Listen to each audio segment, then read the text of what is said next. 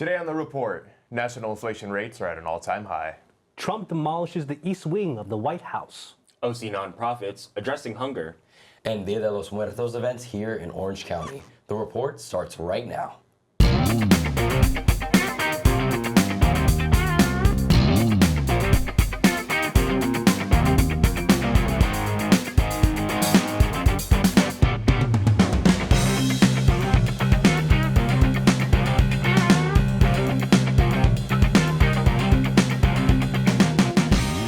Welcome back to The Report. I'm Clark Kent. I'm Robin. And I'm Fred Flintstone. And I'm Loki. Stay in the loop and get updated on campus news by following us on Titan TV's Instagram page at Titan TV CSUF. Consumer prices rose 3% in September, the sharpest increase since January, driven largely by tariffs imposed under President Donald Trump. Beef prices surged nearly 15%, prompting the administration to consider importing beef from Argentina to ease costs. Egg prices, however, dropped almost 5% last month, and now sit about 1% lower than a year ago. The inflation spike comes as the U.S. economy faces slow hiring and growing fears of stagflation, the rare combination of high inflation and weak growth. The Federal Reserve now faces a difficult balancing act. Raising interest rates could push the economy into a downturn, while lowering them risk fueling even higher inflation. All right, guys, so the inflation is obviously very costly for many, all unfortunately at the fault of Trump's tariffs. Now, I was curious what you guys think. Do you guys think this holds more of an impact towards students or more so on companies? I mean, I could say in terms of companies or students, I feel everybody's going to be impacted, right? Everybody's going to have some sort of sight on this where it's going to affect them in some sort of way. Everybody's going to feel this, right? And I don't think it's going to go unnoticed, especially with the government shutdown taking place and so forth. It's just going to steepen, I feel, and it's going to affect a lot of people. So in terms of companies or students, really, it's everybody. I could honestly say. Yeah, I mean, I agree with you on that. I feel like, in my opinion, it kind of, from what I've only seen through my lens, a lot of students I know are kind of like having to be more careful about their finances because of inflation. And like I have friends who live on their own, like dorm, who are independent basically. They kind of have to like be on, I guess they have to be like vigilant with their like finance, with like getting groceries, gas, anything for like daily necessities. And I feel like with this inflation, yeah, it's definitely a lot harder for them to sort of plan ahead. And I guess from a student standpoint, it seems like it affects students a lot more. Companies obviously, of course, get affected by this, and they have to increase their prices. But but I think it comes down to like the consumers who have to like, they kind of have to get it for necessities, and especially with students who are like already like paying for college, for tuitions, having like to worry about what to eat or something the next day is kind of, adding a cherry on top of that. And I think that's kind of, from my perspective, students kind of have to deal with more thinking for, getting by. For sure. I think you both said it perfectly. But like you said, this is going to affect everyone. And so as consumers, it's just quite frustrating as we continue to see this increase and the rise in tariffs and just like inflation continuing to affect us all. Like you said, there's not much more I want to add on to that, just because, again, you said it perfectly. But yeah, it's just frustrating thinking about how, of course, this will have an impact on companies, but everyday people, we are the ones that are buying the products that are needing essential items to survive. And like you were saying, especially like you think of college students who are already having to deal with so much. You think of families having to take care of their kids. You think of people taking care of, loved ones, elderly, things like that. So this is affecting everyone. And yeah, it's just quite unfortunate, this whole situation. Absolutely. Everyday choices, that's important, like you said. Like students are making this day to day, so they have to really hone in on what's important, and it changes decisions. Oh yeah, definitely. Absolutely. Definitely. President Donald Trump is reshaping the White House with a $300 million ballroom project that required demolishing the East Wing. Press Secretary Caroline Leavitt said the administration is being transparent about the construction. urging Americans to quote-unquote trust the process, rendering show a modernized annex replacing the former First Lady's offices, which had been in place since 1979. The demolition also removed the East Colonnade and the Presidential Theater, damaging parts of the Jacqueline Kennedy Garden. Officials say historical artifacts were preserved for quote-unquote future use. Trump told donors the new structure will be quote-unquote one of the most beautiful ballrooms you've ever seen.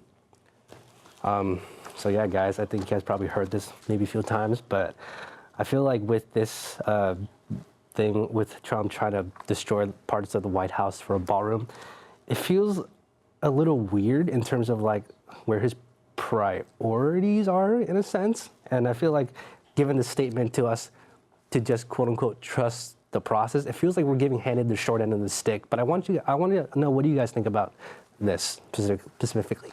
I definitely think it's such a slap in the face to Americans because with the government shutdown going on right now, as well as SNAP benefits going away, and him deciding to build this ballroom that, quite frankly, is not necessary, it's just quite frustrating because it truly shows, and clearly he's shown his priorities time and time again, but this just once again reemphasizes where his priorities truly are. How, again, this is just not something that we need right now. And again, it's just frustrating, once again, these decisions that he makes time and time again that clearly don't benefit us. I agree, yeah. 300 million, I believe it was. That's a lot of money. Like, Oh, yeah.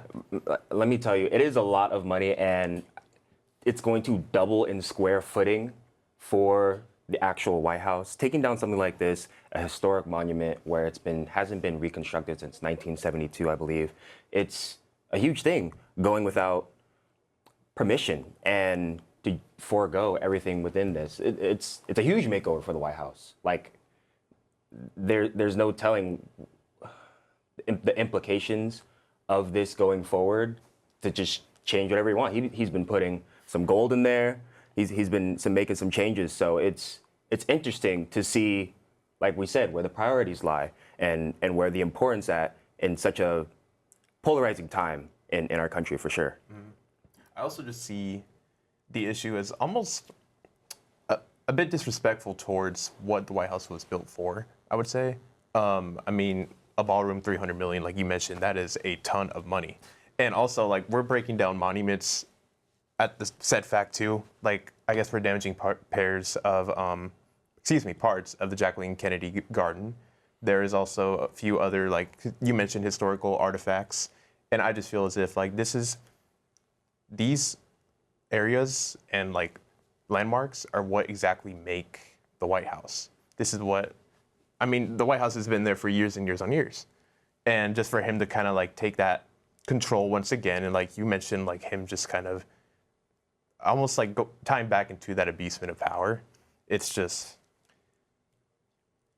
very interesting. It's ridiculous. Yeah. Like, Absolutely. Mm-hmm. No, yeah.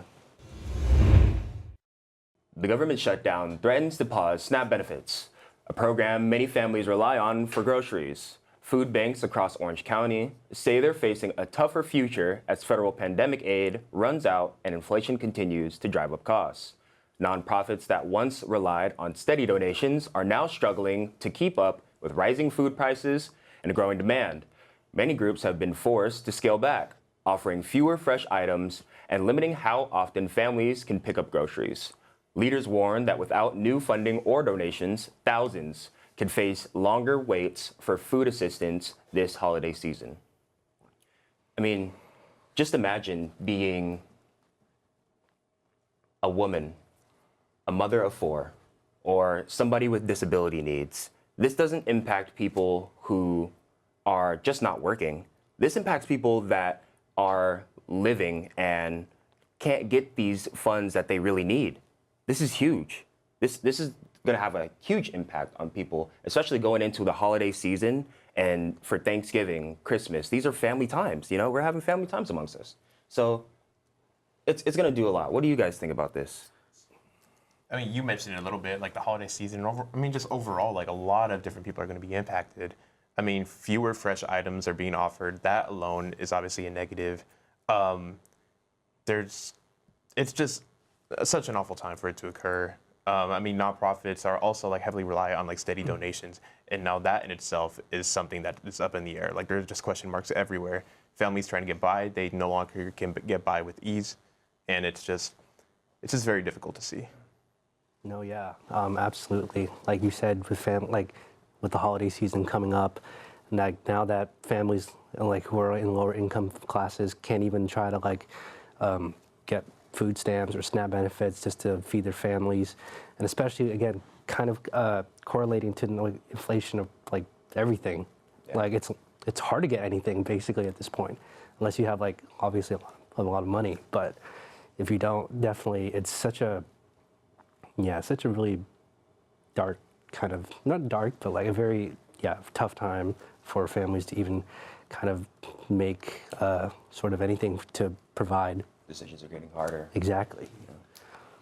Definitely, yeah. I think to everyone's point, it's definitely a frustrating time. It's a tough time for so many families, so many people, those who don't have the ability to just run to the grocery store and, buy the essential items and things that they need that rely on these resources. And it's definitely just incredibly frustrating and angering because the timing could not be worse. And just in general, I think the timing would be terrible, but especially now around the holiday season where a lot of families will gather, where people are needing more of these resources. And again, it's just, I said it earlier, these SNAP benefits going away and all these things, it's just at the end of the day, such a slap in the face. Because at the end of the day, it's a human right. Everyone should and everyone deserves to have access to resources, food, water, essential items, healthcare items, things like that. And yeah, it's just incredibly frustrating. Dia de los Muertos celebrations are lighting up Orange County this week, filling streets and plazas with music, dance, and colorful ofrendas honoring loved ones who've passed. From Mission Viejo to Santa Ana and Irvine, communities are coming together through traditional crafts, art displays, and live performances that showcase the region's rich Latino heritage. Organizers say the holiday is more than remembrance. It's a celebration of life, where marigolds, candles, and music blend to honor those who came before and keep their memory alive. This is something that is very near and dear to my heart. Being Mexican, being Latino, my family, we celebrate Dia de los Muertos, Day of the Dead, and it's just such a beautiful celebration of life and remembering loved ones who've passed on, whether that be your parents, siblings, grandparents, pets, things like that. And so I'm just curious, have any of you been a part of or gone to a Dia de los Muertos event before? I guess I'll start. I never went to one per se, but I do remember back in when I was in high school, our school would actually, the whole school would actually come together and sort of host like Dia de los Muertos like events on campus, in a sense that like we would all sort of partake in it, whether you were Latino or not. And I think in that sense, for me, I was able to sort of get insight into that kind of culture, and it was really amazing getting to like meet all these type of people celebrating these, learning about the history of it, the culture importance of it, and just getting like a greater understanding, and along with that, a greater appreciation for Dia de los Muertos. So yeah. Hey, Fred agrees with Robin. I'm gonna tell you that because the culture part of it is so important. You know what I mean? I'm not Latino. I can tell you that right now. Yeah. And the different things that we see on campus, especially in just culture in general, it's so amazing to see the different walks of life, being an ally and hearing all the different communities and how they live their culture, the food, the people, the history. There's so much that goes on in so many different walks of life. And I think it's a very important time and to just recognize the dead and the passing of people too as well. So it's such a serious moment. I wouldn't be able to speak on it, but I feel like it's such a serious moment that it's turned into a celebration and the celebration of life. And I think that's beautiful. That takes a lot because people, for me, myself, it seems daunting as an idea. the afterlife, but it is so beautiful how it's taken together and placed in this sort of celebratory way with family and the ofrendas and all this sort of celebration. It's important. It's important. I completely agree. No. Sorry, go ahead. No, you're good. Robin. No, but yeah, I think it's just a completely beautiful tradition. I mean, like you mentioned, same goes for me. Like I grew up Hispanic, and like my grandma, she's always had an ofrenda. She has photos of like past loved ones, and we've had some pets as well that have gone on the altar. And it's just such a really touching time, and it feels like you can kind of connect with them a little bit closer. I mean, obviously, like some of these people and pets are gone, but you just get that feeling of like, I mean, their legacy kind of still living on like within the household and just like remembrance. And it feels like more of an optimistic time. Like you mentioned, it can be daunting, and at times it does kind of feel that way. But also, I feel as if like the dauntingness, like it is a little bit eerie at times, but then it turns into this feeling of just like gratefulness, and just it's a really good, it's very impactful, of course. And that wraps up with our recent news of today. Make sure to stay tuned for more news, views, and info. Don't forget to follow at Titan TV CSUF on Instagram and to stay updated with our weekly episodes. We'll see you on the next episode of The Report.